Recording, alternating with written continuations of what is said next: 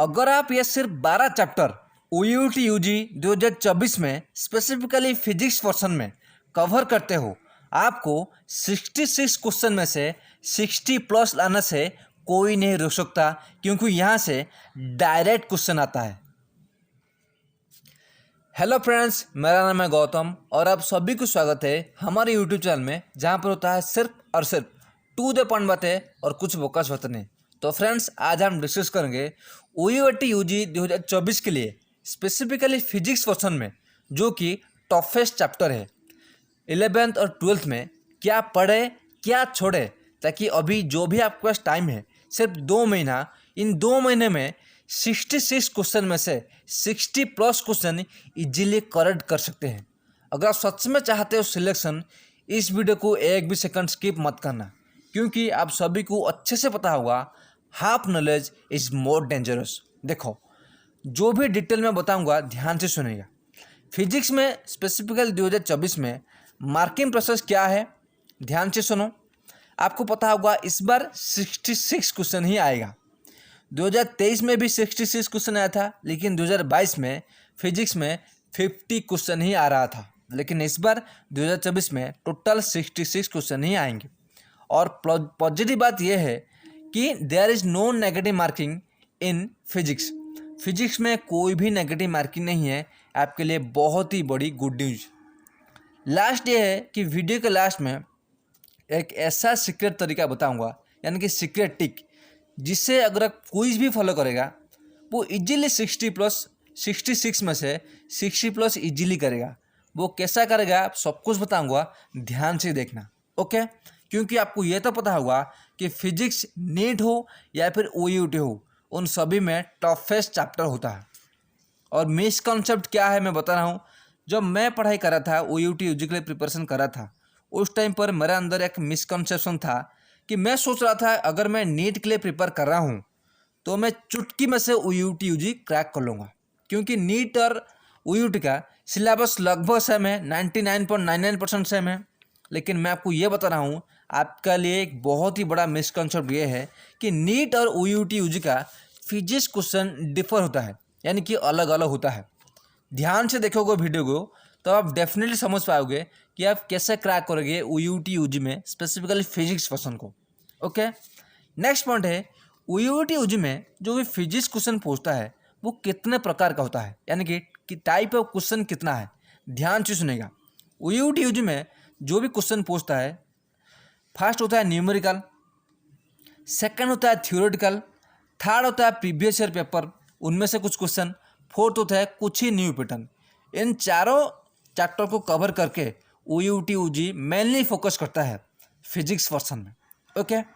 तो major point ये है कि आपको क्या करना है, अपना जो टारगेट है, आपको ये भी पता होगा कि OUT UG में वेटरनरी, एग्रीकल्चर, फिशरी, फॉरेस्ट्री और बीटेक में सिलेक्शन लेना है। लेकिन जो भी सीरियस एस्पिरेंट्स है या फिर रिपीटेड स्टूडेंट्स है, उन्हें ये बात डेफिनेटली पता होगा कि अगर आप OUT UG में टॉप सब्जेक्ट में, यानी कि वेटरनरी हो या फिर एग्रीकल्चर हो, इन 2 फील्ड में सिलेक्शन पाना चाहते हो, फिजिक्स में आपको 60 प्लस लाना ही पड़ेगा। अगर आप 60 प्लस नहीं स्कोर करते हो, आपका सिलेक्शन कभी भी नहीं होगा।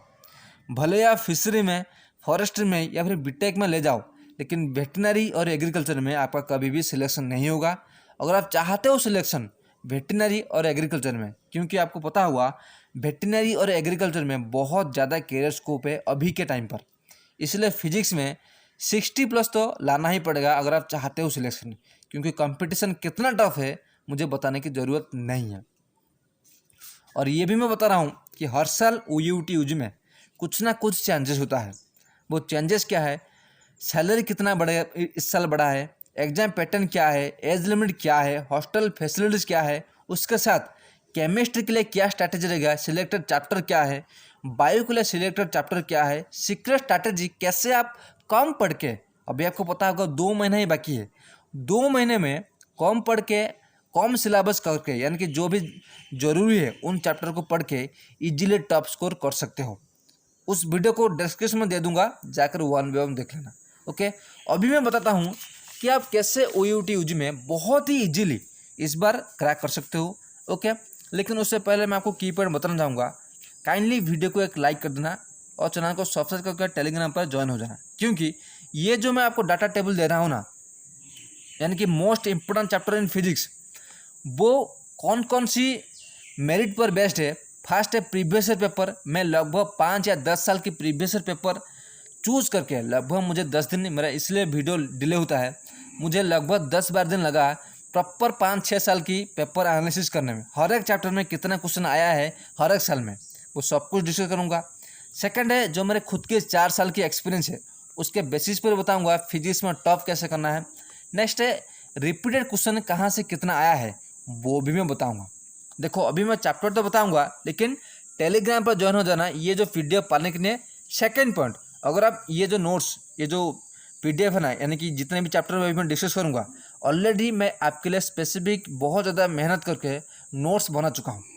वो नोट्स अगर आप चाहते हो, अब अगर आप टाइम बचाना चाहते हो, सिलेक्शन पाना चाहते हो, नीचे डिस्क्रिप्शन में मैं अपना नंबर दे दूँगा, वहाँ पर कॉन्टैक्ट करके कुछ थोड़ा सा अमाउंट होगा, पेमेंट करके आप ये नोट्स ले जाओ। यानी कि फिजिक्स में जितने भी इंपॉर्टेंट चैप्टर है उसे ले जाओ, आपका सिलेक्शन हो ही जाएगा। डेफिनेटली सिलेक्शन हो या ना हो, फिजिक्स में इजीली टॉप स्कोर कर लोगे। ओके, अभी बता रहा हूँ, ध्यान से सुनो। फिजिक्स में 2 तरह का क्वेश्चन मेनली पूछता है। फर्स्ट होता है न्यूमेरिकल, सेकंड होता है थ्योरेटिकल। थ्योरेटिकल में क्या करना है, आपको सिर्फ पढ़ना है। न्यूमेरिकल में कुछ चैप्टर देखो। फर्स्ट होता है काइनेटिक्स।